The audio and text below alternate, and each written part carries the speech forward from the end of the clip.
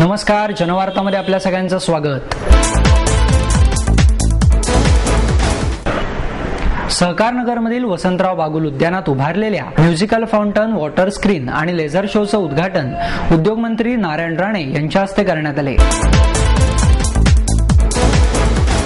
नेत्रदीपक laser show आणि संगीत कारंजाने पुणेकरांच्या डोळ्यांचे पारणे फेडले। या प्रसंगी अभिनेत्री अमिषा पटेल, वनमंत्री पतंगराव कदम, खासदार सुरेश कलमाडी, स्थानिक नगरसेवक आबा बागुल, आमदार बागवे, उपमहापौर प्रसन्न जगताप आदी उपस्थित होते।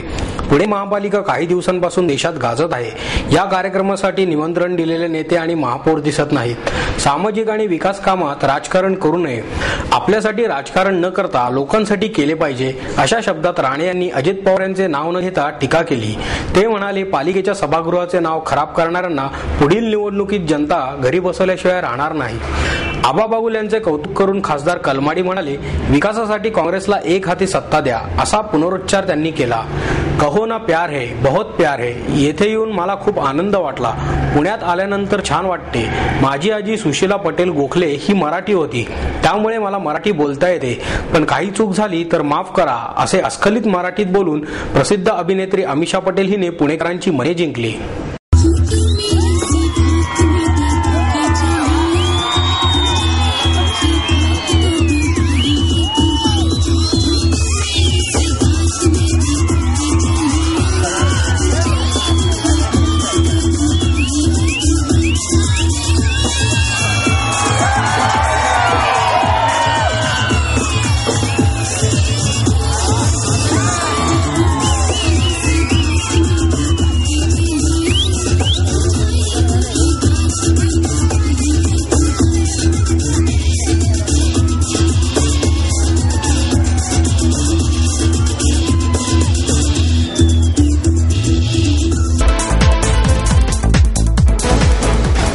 स्थायी समितीचे अध्यक्ष गणेश बिडकर यांच्या पुढाकाराने बीआरटीवरील नवीन प्रेझेंटेशन, चर्चा आणि सेमिनार यांना सुरुवात झाली।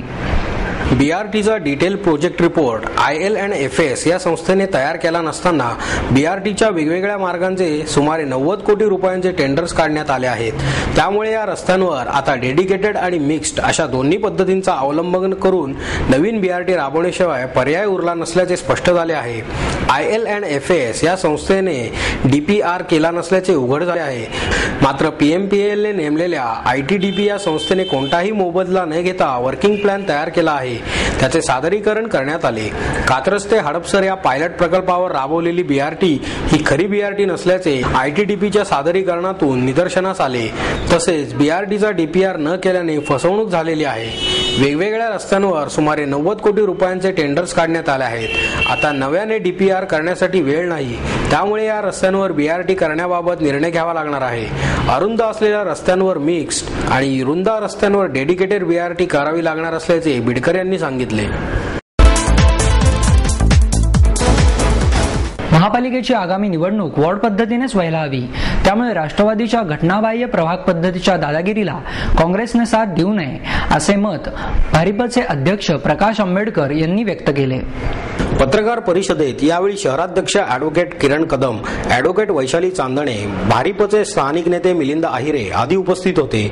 महापालिकेची आगामी निवडणूक प्रभाग पद्धतीने की वॉर्ड पद्धतीने होणार यावरून उलटसुलट चर्चा सुरू आहे।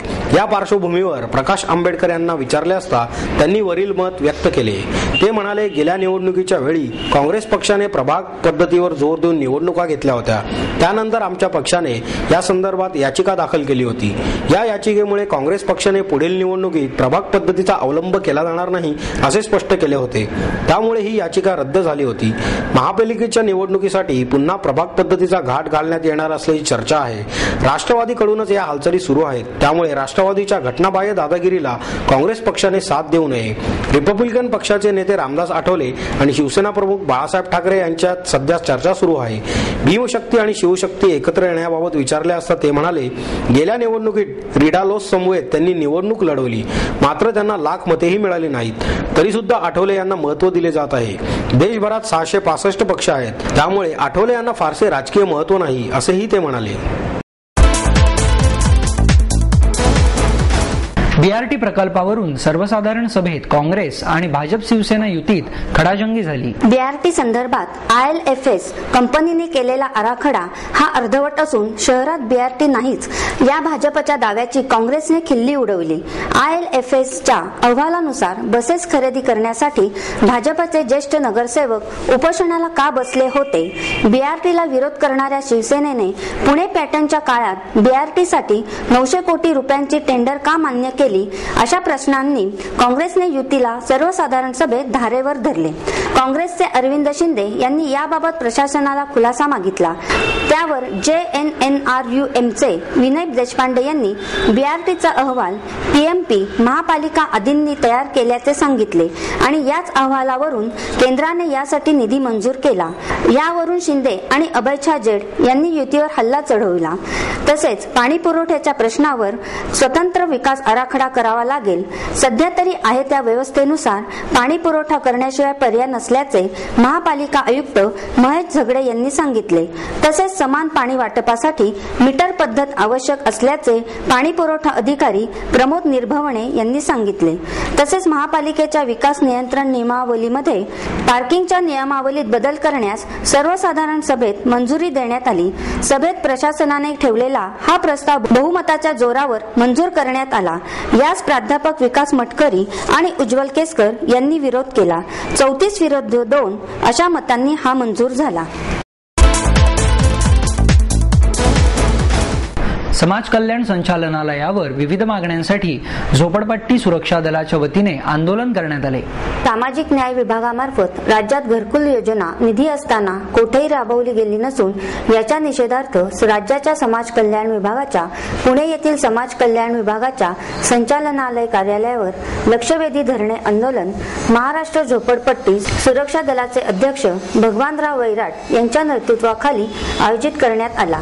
राज्य शासनाने 15 नोव्हेंबर 2008च्या शासन निर्णयानुसार योजना जाहीर केली.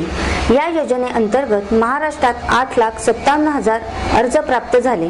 या आंदोलनात मागासवर्गीयांना मोफत घरकुल मिळावे तसेच या धर्तीवर भटक्या विमुक्तांना देखील योजना लागू करावी. क्रांतीवीर लहुजी वस्ताद साळवे मातंग समाज आयोगाकडील शिफारसी लागू कराव्यात. राजश्री शाहू महाराज गुणवंत शिष्यवृत्ती योजनेची व्याप्ती वाढवून मागासवर्गीय विद्यार्थ्यांना खासगी विद्यापीठात समावेश करून योजना लागू करावी आदी मागण्यांसाठी दिवसभराचे आंदोलन करण्यात आले. पुण्यात उच्च न्यायालय खंडपीठ स्थापन करण्यासाठी प्रयत्न करणार आहे असं आश्वासन केंद्रीय कायदा मंत्री वीरप्पा मोईली यांनी दिले. काँग्रेस भवन येथे आयोजित कार्यकर्त्यांच्या मेळाव्यात मोईली बोलत होते. यावेळी वनमंत्री डॉक्टर पतंगराव कदम, उपमहापौर ॲडव्होकेट प्रसन्न जगताप, विरोधी पक्षनेते आबा बागुल, शिक्षण मंडळ अध्यक्षा संगीता तिवारी, शहराध्यक्ष ॲडव्होकेट अभय छाजेड, महिला शहराध्यक्ष स्नेहल पाडळे, माजी आमदार बाळासाहेब शिवरकर, नगरसेवक अरविंद शिंदे, वीरेंद्र किराड, ॲडव्होकेट हर्षद निंबाळकर आदी उपस्थित होते. यावेळी पुणे बार असोसिएशनच्या वतीने ॲडव्होकेट मिलिंद पवार आणि साधना अंबिके यांनी मोईली यांच्याकडे पुण्यात खंडपीठाची मागणी करणारे निवेदन दिले. यावेळी बोलताना मोईली म्हणाले, खंडपीठ स्थापन करण्यासाठी सर्वोच्च न्यायालयाच्या एका निकालानुसार उच्च न्यायालयाने राज्य शासनातर्फे केंद्राकडे प्रस्ताव द्यावा लागतो. त्यासाठी राज्य शासनाने आवश्यक पायाभूत सुविधा उभारल्या पाहिजेत.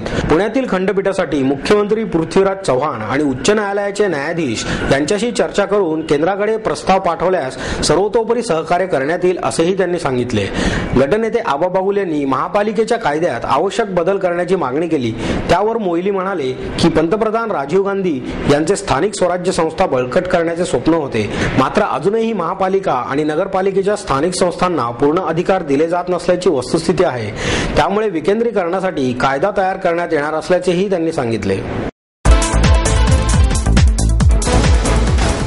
कर्नाटक संघाच्या वतीने स्वरभास्कर पंडित भीमसेन जोशी यांना संगीत श्रद्धांजली अर्पण करण्यात आली. हे स्वरभास्करा भारत रत्नाकर संगीत रत्ना अभिजात संगीत रत्न करिसी तृप्त सकल जना अशा मंत्रमुग्ध करून टाकणाऱ्या अनेकविध गाण्यांद्वारे कलाकारांनी स्वरभास्कर भारतरत्न पंडित भीमसेन जोशी यांना संगीत श्रद्धांजली अर्पण केली. कर्नाटक संघाच्या वतीने आयोजित या कार्यक्रमात ज्येष्ठ गायिका रजनी पच्छपूर, पंडित रघुनंदन पणशीकर, आनंद जोशी, नंदिनी राव आणि संजीव जहागीरदार यांनी पंडितजींची मराठी, हिंदी, कन्नड आणि इतर भाषांतील गीते सादर करून रसिकांना पुन्हा एकदा पंडितजींच्या मैफलीचा आनंद दिला. रजनी पच्छपूर यांनी हे स्वर भास्करा भारत रत्नाकर संगीत रत्ना या शास्त्रीय गाण्याने पंडितजींच्या संगीत कारकिर्दीचा पट रसिकांसमोर उलगडला. त्यानंतर आनंद जोशी यांनी मधुकर मधुबनी संचय सुमन, तर पंडित रघुनंदन पणशीकर यांनी जन्मभूमी कर्नाटक, कर्मभूमी महाराष्ट्र, कीर्ती तुझी दिगंतरा अशी विविध गीते यावेळी सादर केली. नचिकेत मेहेंदळे, माऊली टाकळकर, प्रभाकर पांडव यांनी साथ संगत केली. कृष्णा पंढरपूरकर यांनी सूत्रसंचालन केले, तर रवी कुलकर्णी यांनी आभार प्रदर्शन केले. आणि याबरोबरच हे बातमीपत्र संपलं. पुन्हा भेटूया उद्या याच वेळी. नमस्कार.